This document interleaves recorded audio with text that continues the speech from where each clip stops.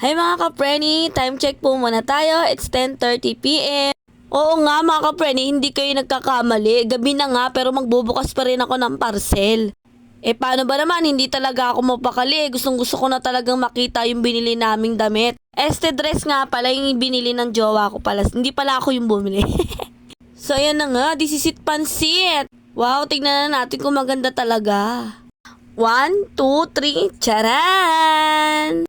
Wow mga ka-preni, ang ganda nito. Sa halagang 399 ay may maganda ka ng dress para sa mga pamangkin mo or sa anak mo. May magagamit na siya sa kahit anong okasyon na puntahan niya. Comment down below kung gusto nyo rin ito.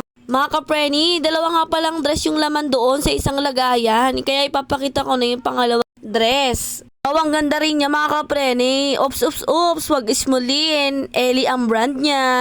Ipiplex ko na nga rin sa inyo yung regular price niya. Ang regular price niyan is 2.5. Pero nabili lang natin sa halagang 7.99. O siya mga ka-penny, tignan nyo naman ang itsura ko. Wala talaga ako sa mood. Antok na. Kaya bukas na lang mga ka-penny. Abangan nyo yung susunod kong parcel. Thank you for watching. Babu!